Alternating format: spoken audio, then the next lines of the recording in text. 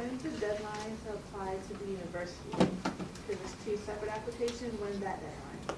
You should do it as soon as possible. It takes about an hour.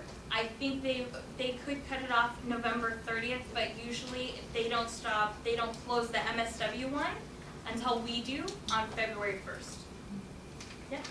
My question going back to the letter of recommendation. Mhm. I believe I looked on CSE Mentor and they asked for the person who is asking the letter of recommendation, their name and their address, I think.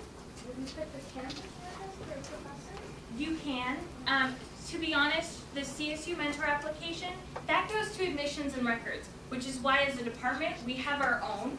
So when you're doing the CSU mentor application, it will say statement of purpose. You can just type in there, send to department. And then you need to do that 5 to 7 page personal statement. When it comes to your recommendations, you can put the names in there if you want, but we're gonna have the full packets from you so you don't have to. If it won't let you continue on, sure, put in some names. But if you can leave them in, okay? Anyone in the right? Yes, when we fill out the first mentor application, and then we fill out the second MSW application, is there anything that we need from the first application in the second one? Not really. So the CSU mentor application, it doesn't come to us. It goes straight to admissions and records, which is why, again, we have to make you do two so that we can see all that information as well. And the second one is done online? The second one is available online. It's a fillable PDF form. You're gonna type everything in, and then you're gonna print it out and physically mail or hand it in to me. So it comes in with the rest of our package? Yes. The rest of that? Yeah, it should all come together. So you're gonna have your application, your personal statement, your resume, your transcripts, your recommendation packets. That should all hopefully come together. If it's coming piecemeal, then you need to make sure it's labeled really well. I get a lot of mail. Your name needs to be somewhere on there, easily recognizable. And if you're Jill Smith, please put a initial. If it's a really common name, please. Yes. Regarding the official transcripts, do we send transcripts to both the university and the department? Absolutely. Okay, and if we went to different schools, do we get the official transcripts from both schools or just one? Both. Okay. It's a lot of work, sorry, but we need it. Do you have a GPA requirement for the last 60 units? Yes, you minimum 2.5. That's for the university and for the department. We'd highly prefer 3.0 or above, but the minimum is 2.5. Yes. Can you talk about the acceptance rate for them? Sure. So last year we had about 450 stateside on-campus applications for 100 spots. And depending upon how many people accept those spots, our acceptance rate is anywhere between 25 and 35%. To put that into realistic terms, that's kind of like a law school. So you really want to make sure it's not to scare you. We're an awesome program. A lot of you are probably awesome, but you need to work really hard to let us know that in your application. Okay? Yes? You mentioned the waiting list. Mm-hmm. How does that work? From year to year, it just depends. Because we had so many more applications, we had a good group of people that we just weren't able to offer a spot to, rank them, and then as spots open up, we contact people over the summer. So, yeah. Do you have to be completely done with all your undergrad work by February 1st, or is there No. conditional application, like conditional acceptance? No, you do not have to have your official degree by February 1st. You will need to have your official degree by the end of July. So you need to have that BA or BS in your hand before you start graduate school. If you don't have final transcripts like that show your degree posted, you will be required to submit them to admissions and records the minute you can, because they need to have that for their records. And they'll probably put that on your checklist when you get into your little portal, your little student profile. Okay? Yes? When you're talking about your for the 2 year in the classes, Mm-hmm. you said that they start from 7:45 to 5 p.m. Is that, can you choose the classes you want, or the specific classes that were given starting from that time to the end? So we're a cohort model. That means that your classes, everyone's going to be taking the same 5 classes or the same 3 classes each semester. The only thing that you get to change is your professors. Because there'll often be maybe 2 sections of that class, 3 sections of that class, and then you'll be registering. But the classes that you take each semester, it's designed in a really specific way so that they build on each other. And so you're stuck with what they have. So if they all start at 7:45, that's the time that they start, or?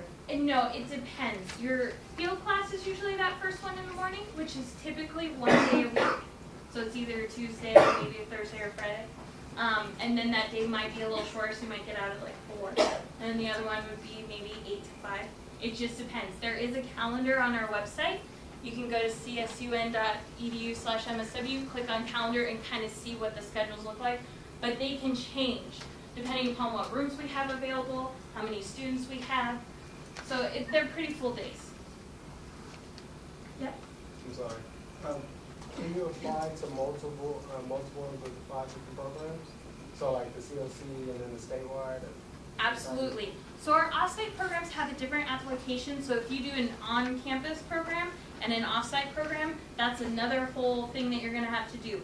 On our on-campus program application, we ask, are you applying or interested into any of the off-campus programs? You should let us know so we can work with them to share documents, say if you sent something to us in error and it was supposed to go to them, vice versa. Okay? Yes? Can you elaborate, do you guys have the CalSWEC and the IUC programs? We do. Okay. Yeah. Again, we go over that at orientation because then you'll have an opportunity to apply for those, do their internship, or excuse me, interview process. Right. But we do have both IUC and CalSWEC. Yes? Right now I'm in the quarter system, so it's 90 quarter units, right? Yes. And we need to calculate the GPA? You can calculate it so that you know, but the reason we request official transcripts is because we'll do that in-house. That's why we need them. Yep. So as far as the field placement hours, you mentioned 16 hours, so it's like 8-hour days, and that's strictly Monday through Friday, right? Which cohort are you thinking about? The 3-year. Okay, the 3-year, the whole program, there's 2 different placements, and it's 16 hours for each year. And so you need at least 1 day that's during the work week, like 8 to 5, optimally 2 days, only because your options for placements get smaller and smaller if your availability is tight.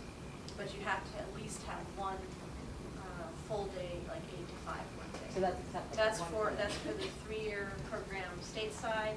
That's for the COC program, and that is for the online program. We ask for 2 full days, similar to the 2-year program. So if you had the 1 day, how would you make up the other? Well, we have to work with you and squeeze and try to find a placement that would maybe you could go into work early 1 day and leave early, or we have very few weekend placements because people don't want interns generally on the weekends, with very few exceptions. And if you can imagine, everybody wants that, but we just can't give it to everybody. So we just have to work with you individually. That's why we have the field interview, because if it is deemed that you aren't going to be able to do the internship placement, we want you to know before you start the program. Does applying to an MSW program at another Cal-State school in any way affect our application to this one? No. There's a box that asks for it on the application, just to let us know if you applied anywhere else, but it doesn't impact it. Okay. That would be unethical. Like, just say we won't do that. For another school, just Yeah. if we're going to not many. Smart. And we do that, that's kind of a marketing thing, so we can see where else you're applying and what they have and that kind of thing. So it's more information for us. We love information. Yeah. One of my professors, basically doesn't want to send me the letter of recommendation, and she's going to mail it to, say, the department. Is there a specific time that would be better for you, so like it doesn't get lost in the mail? There's no specific time, but I would like that Should I try to time it when I submit my task? that would be helpful, but what you can do if you're going to give them a recommendation packet that they're going to mail directly to me, you can write your name in like the corner of the envelope and highlight it. That would be awesome. Or you can have them write it, on the back of the envelope, just so I know, oh, this from so-and-so is for that. So that kind of helps. Kind of like in care of. Yeah. Or you can send me an email, because I'll print it out and put it in your file and go, oh, okay, I should be expecting this from a doctor or whomever. Okay? Yes? If we decide to bring in our packet, would it be possible for us to be able to set up an appointment with you so that we can sit down and We'd review the have to do that. information?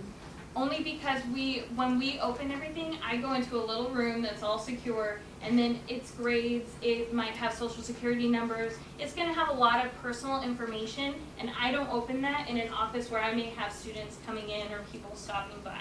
And I don't have an office that's like a little door, I have a desk. So it's a pretty public space, so unfortunately we don't do that. Yes? So, there's not like a workshop where we can get help to fill out the application? No. If you have questions, please let me know, but we unfortunately don't have the staffing to be able to do that. Okay, second question. When it comes to do the letter of recommendation, we just follow a regular format of a letter, so that way I let the professional. So there's a recommendation packet on, so if you go to the CSUN MSW website, admissions, you click on that. Part 2 is where all of the forms are.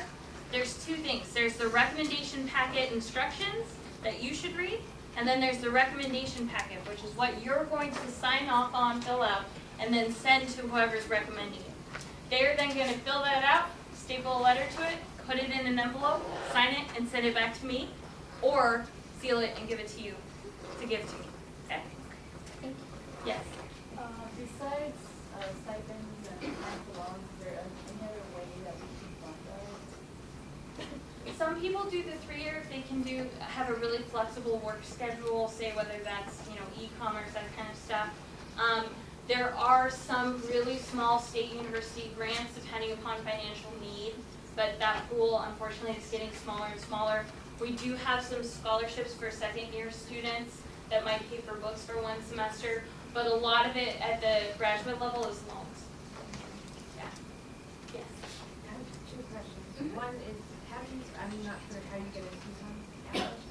So when you do your CSU mentor application and pay your fee, the university gets notified, and then they will say, hey, thank you for filling out an application. They'll send you a letter, and then that will have the information you need to set up the address. If you don't, like say it's been a few weeks and you don't have anything, then you can contact me and I can get you in touch with who you need to speak with. And I have another Yeah. question. What is the job market like in Los Angeles for graduates in social work? Well, we have found some difference with the economy being low, but there is such a great demand for social workers. And the other thing I have to understand is that a lot of jobs are out there that don't say an MSW is required, but we think an MSW is perfect for the job. So that's a little different than like if you're getting an RN degree and they only took RN. Now there are some places that only will have MSWs, only have LCSWs, but there are a lot of other jobs that are related to urban community, being change agents, to be involved in social justice, education, you name it, that social work is so well suited to. And so we have not had complaints of issues of funding. One of the things we do in the field process is work on professionalism. And if someone's a willing learner, we can give you a boatload of tips as to how to be successful in that marketplace if someone wants to hear them. Well, that's the benefit of the generalist approach. I mean, we are preparing you to pretty much work anywhere. I mean, I want to say like 5 years ago, I would say the majority of students walked out of here with a job. These days, some people had to wait, but within a few weeks to months after graduation, everybody has jobs. So people aren't walking around wondering what they're going to do with their lives, like they have a clear path. You have to get back to discussion graduation. Sorry. Tiffany, I have a question about the 2-year stateside program. Aside from the time you would spend in class and also with your internship, can you approximate the number of hours per week you would spend studying and preparing for your lessons? Oh, the golden question. It really depends on you and how you are as a student and your teacher, how many readings they assign. It really depends. It is a full-time program. That doesn't mean you'll never see your family again, but it can be really intense, especially if you haven't been in the academic setting for a while. You're learning a new terminology. You're trying to read all this stuff. You're trying to learn APA. Please get APA style format books because you'll need to know it and love it. So it can be tough. A lot of people, I mean, it just depends on how easy it comes for you or how much you really drive yourself to. Do you do all the readings? Do you stand up and go meet with someone to get them to look over your paper? Do you make sure that you do everything that you can to be successful in the class. And you have to decide which level works for you best. But please, no C's. Yes? When it comes to personal statement and resume format, am I going to be able to see that on the website just to make sure I'm doing the right We format? don't have like a photo of a resume up there. No, but like instructions, 5 to 7 pages. Absolutely. If you look at the admissions webpage, it's a little overwhelming because of how many links it has. Thank you. There's a ton up there. If you can't find it, let me know. I'll send it to you. Yes. So I saw a form about the fee waiver. Yes. So do we send that fee waiver out to just CSUN, or do we send that one out to all the classes that we're applying for? I have no idea. Unfortunately, that's not the part of the process I work with. I would contact Admissions and Records. Their phone number, if you want to write it down, is 818-677-3700. And they would be able to tell you if you can use that for multiple. I think you can, but I honestly don't know for sure.